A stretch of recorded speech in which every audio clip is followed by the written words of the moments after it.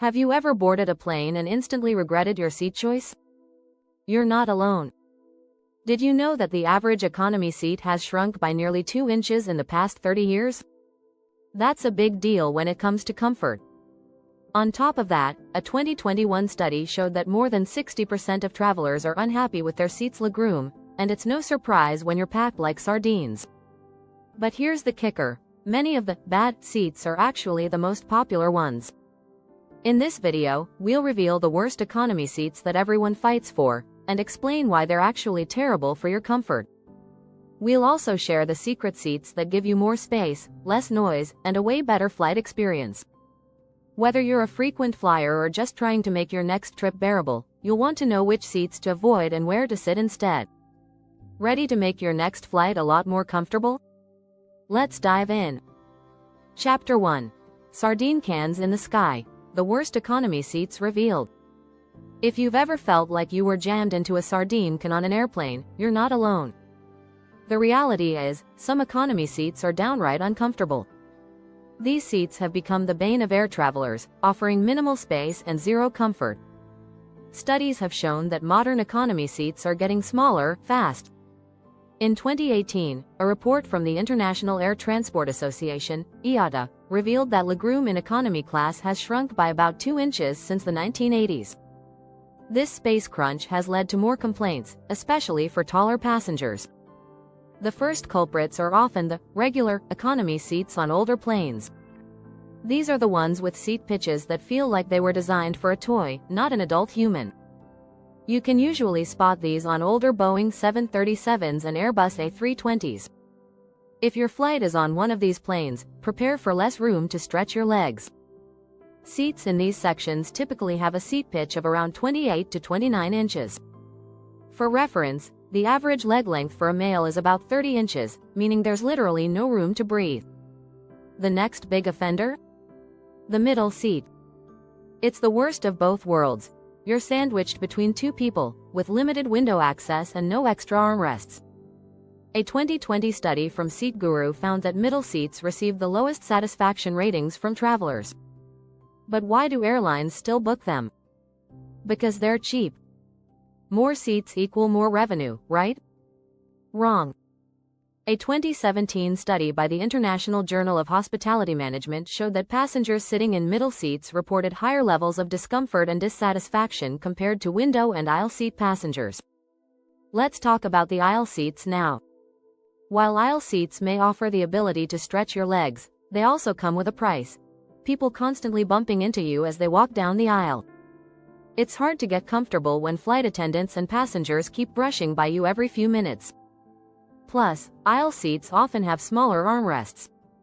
You might even find yourself trying to fight for that extra space with the person sitting next to you. Lastly, don't forget the seats located near the wings.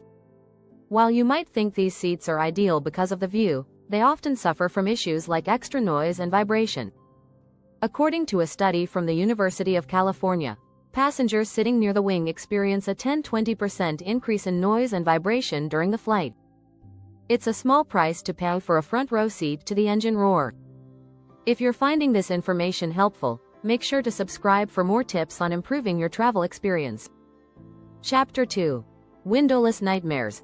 Why you should avoid these seats. While the window seat is usually seen as the holy grail of economy class, not all window seats are equal. Some have views that are obstructed, and you might not even be able to look out of the window. A major pitfall is the infamous false window seats. These seats are often in front of or behind an emergency exit and lack an actual window. You're stuck with a view of the plane's exterior wall instead. It's a disappointing realization when you're expecting a beautiful view of the clouds, but instead, you stare at a slab of metal. Airlines often install these false window seats in tight spots to maximize space. You'll typically find these seats on older planes, where the design hasn't evolved to match the needs of modern passengers. These phantom windows are most common in middle and rear rows, especially on aircraft like the Boeing 777. What about those windows that are actually positioned so poorly, you can barely see out of them? These seats are usually located too close to the wing or are blocked by the seat in front of you. If you're sitting near the wing, you're likely staring at an engine or the plane's massive fuselage instead of clouds. And we all know a flight without a good view of the sky is a major letdown. In some cases, the design of certain aircraft forces airlines to place windows where they can't be seen by passengers. For example, the Airbus A380 has windows on the second level that are positioned in such a way that only certain rows get an unobstructed view. Travelers in the back or near the bathrooms may never know that the window even exists. A 2019 study found that about 10% of window seats on long-haul flights don't actually offer a usable view. Even worse, on long-haul international flights, passengers sitting next to the window may feel the brunt of temperature differences. You know how cold it can get near the windows, especially on overnight flights? This discomfort can lead to sleepless nights, which makes a long flight even worse. A better bet? Sitting on the aisle or near the middle of the cabin, where you'll avoid these issues and gain a bit more comfort. Chapter 3. The Back Row Blues. Why last doesn't always mean best. The back row of the plane may sound appealing if you're hoping to avoid the rush during boarding or deplaning. But there's a reason why the back row often has a bad reputation. For one, you can forget about reclining your seat. In most aircraft, the last row is right up against the bulkhead, and the seats are fixed upright. If you're a passenger who values comfort, this is a huge downside. On top of that, the back row is usually located near the bathrooms, which means you'll be dealing with a constant stream of passengers walking by. This constant foot traffic can make it difficult to relax, especially on a long flight. And let's not forget the smell. It's never pleasant to be near the restroom area on a flight. But it gets worse. The back row often has the least desirable boarding position. It's not just that you'll have to wait longer to deplane, it's also about being stuck in the back if the flight encounters turbulence. According to data from the Federal Aviation Administration, FAA, passengers in the back of the plane are more likely to experience rougher turbulence. This happens because the plane's center of gravity is near the front, making the tail, where the back rows are, more susceptible to movement. But all is not lost. Some savvy travelers argue that the back row can still be an option if you're traveling solo or with a partner. If you don't mind the fixed seatbacks and can deal with the traffic, you can sometimes score the best spot for quick boarding and easy access to the bathroom. Plus, if you're flying a low-cost airline that doesn't serve meals, you may appreciate the proximity to the food cart for extra snacks. In the end, the back row is not necessarily the worst choice for everyone. It's just about knowing what you're willing to sacrifice. If you value comfort and peace, this seat is probably not for you. However, if you're more interested in quick access to amenities and don't mind sacrificing comfort for convenience, you might just find the back row to be a hidden gem. Don't forget to hit that subscribe button if you want to learn more insider tips for your next flight. Chapter 4. Exit Row. The secret pitfall you're missing. The exit row seats are often seen as a golden ticket for economy travelers. More legroom, better seat pitch, and often quicker access to the aisle, right? While it's true that these seats offer some benefits, they come with hidden downsides that many travelers overlook. Let's start with the biggest issue: no reclining. If you're someone who enjoys leaning back and catching a few hours of sleep, this can be a deal breaker. Exit row seats are fixed in place for safety reasons, meaning they don't recline, even on long-haul flights. But the inconvenience doesn't stop there. For one, passengers seated in the exit rows are required to help in case of an emergency, which comes with strict rules. This means you could be pulled into a serious responsibility. According to a 2021 report from the U.S. Federal Aviation Administration, FAA, passengers in exit rows must be able to understand safety instructions, assist others, and even open the emergency door if needed. If you're not comfortable with this, you might want to think twice before picking this seat. Another issue is the absence of under-seat storage. Typically, the space below the exit row is cleared out to allow for emergency evacuations. This can leave you with nowhere to stash your bag or personal items during the flight.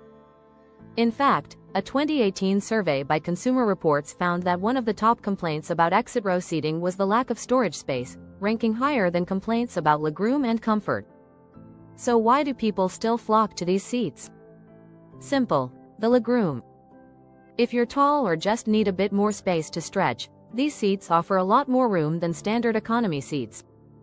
In fact, Some exit rows provide up to 34 inches of legroom, compared to the average 30 inches found in standard economy sections. But this extra space comes at a cost. A study conducted by the National Safety Council found that passengers in the exit row are more likely to experience discomfort in other areas, such as back pain and muscle stiffness, due to the rigid, non-reclining seat configuration. If you decide to sit in an exit row, be sure to book early, as these seats are typically assigned on a first-come, first-served basis. Some airlines charge extra for these seats, while others offer them as complimentary upgrades for frequent flyers. Be mindful of the pros and cons, and remember, just because a seat offers more room doesn't always mean it's the best for your comfort. Chapter 5. Is the wing seat really that bad? Here's the truth: you've probably heard that wing seats are the worst. They're often said to be noisy and uncomfortable, thanks to their proximity to the engines. But is it all bad? Let's break it down. For one, sitting near the wings can actually help with stability during turbulence. In fact, a study from the University of California found that passengers seated over the wings tend to experience less motion than those seated at the front or back of the plane. The wings act as the plane's center of gravity, absorbing much of the turbulence you'd feel in other parts of the plane. On the downside, however, the wings can cause some discomfort. As mentioned, the proximity to the engines means you're going to experience more noise. While modern planes have quieter engines, the hum near the wings can still be more noticeable, especially on long flights. If you're sensitive to noise, this might not be the best place to sit. But it's not just the noise, it's also the vibrations. Passengers sitting near the wings have reported feeling more vibrations during the flight, which can make the experience less pleasant. Another downside of wing seats is the view. Sitting near the wings may limit your ability to see much outside the window, as you'll likely be staring at the plane's structure or even the engines themselves. A 2019 survey by Seat Guru found that 32% of passengers who sat in wing seats were unhappy with their views. So, if you're someone who loves window gazing, this seat might not be ideal. In the end, the wing seat has its ups and downs. It's not the worst option by any means, but if you're looking for a smooth ride, the back of the plane might be a better choice. If noise and vibrations don't bother you, though, the wing seat can offer a more stable, and sometimes quieter, flight. Chapter 6. The Hidden Gems. Where to sit for maximum comfort. Now that we've covered the worst seats, let's focus on the hidden gems. Those sweet spots that can make your economy experience far more pleasant. Believe it or not, there are several sections on the plane that offer better comfort and convenience without the hefty price tag of business class. The first hidden gem? The bulkhead seat. While bulkhead seats aren't for everyone, they offer more legroom and generally more space to stretch. These seats are located in the first row of each section, and while they don't recline, they do offer more room for your legs, making them ideal for taller passengers. Another great option is the aisle seat near the middle of the plane. According to data from Seat Guru, these seats offer easy access to the bathroom and the flight attendants, without being in the highly trafficked areas near the back. If you're someone who prefers a bit more privacy and don't mind a small amount of noise, the aisle seats located near the middle can give you that perfect balance of comfort and convenience. Not all window seats are bad, and in fact, some provide better views and peace of mind. Try to book a window seat in the forward section of the plane, ideally over the wings. These seats provide an unobstructed view of the sky, while also giving you more stability during the flight. A 2017 report by Skytrax found that passengers who sat over the wings reported higher satisfaction ratings when compared to those sitting in other areas of the cabin. If you're flying on a newer, more spacious aircraft like the Boeing 787 or Airbus A350, you're in luck. These planes are designed with larger, more comfortable seats, and tend to have quieter cabins. A study from Aviation Week found that the noise level in these newer models is significantly lower than older planes, which can make a big difference if you're sensitive to sound. Lastly, if you're looking to maximize comfort on long-haul flights, aim for seats near the emergency exits. While exit row seats can have downsides, the seats right before or after the exit rows often provide good legroom and a decent balance of comfort without the negatives of a non-reclining seat. In the end, finding the perfect seat comes down to your priorities. Whether it's more legroom, a better view, or simply a quieter ride, there are plenty of hidden gems in economy class if you know where to look. The key is to book early, Check out seat reviews, and prioritize comfort over convenience. You might just find that perfect seat that makes your flight feel a little bit more like first class. Be sure to subscribe for more travel tips and seat hacks to make your next flight even better.